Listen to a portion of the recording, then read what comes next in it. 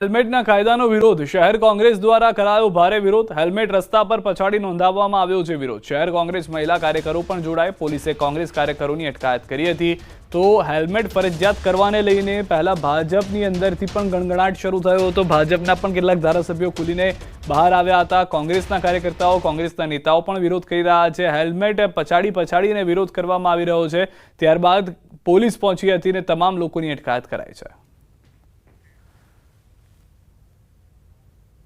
હેલ્મેટના કાયદાને લઈને શહેર દેશ ગુજરાતભરમાં વિરોધ થઈ રહ્યો છે ત્યારે સુરત ખાતે કોંગ્રેસ મહિલા દ્વારા હેલ્મેટનો વિરોધ કરવામાં આવી રહ્યો છે દ્રશ્ય સીધા જોઈ શકાય છે આપનું નામ શું કહેશો કેમ વિરોધ હું રઈસા શેખ છું સુરત શહેર મહિલા પ્રમુખ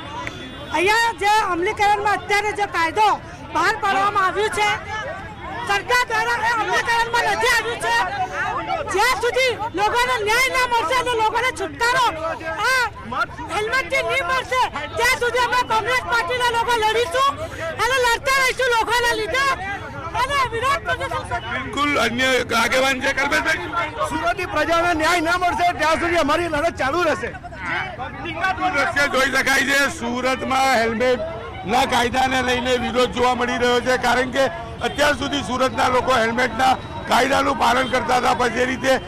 સરકારે રાહત આપવાની વાત કરી છે ગુલાબથી લોકોને સમજાવવાની વાત કરી છે ત્યારે કહી શકાય રાજકોટને લઈને સુરતમાં જે લોકો નિયમ પાડતા હતા હવે એ લોકો નિયમો તોડવાની શરૂઆત કરી છે અને દ્રશ્ય જોઈ શકાય છે કે મહિલાઓ વિરોધ શરૂ કર્યો છે ત્યારે ચોક્કસ કહી શકાય કે હેલ્મેટના કાયદાનો સુરતમાં 100% અમલ થતો હતો પણ જે રીતે હેલ્મેટના કાયદાને લઈને રાજકોટમાં છૂટછાટની વાત સામે આવી તેને લઈને હવે સુરતમાં પણ વિરોધ શરૂ થયો છે દ્રશ્ય જ કહી જાય છે કે જે સુરત 100% હેલ્મેટનો નિયમો પાડતું હતું હવે હેલ્મેટના કાયદાનો વિરોધ સુરતમાં શરૂ થયો છે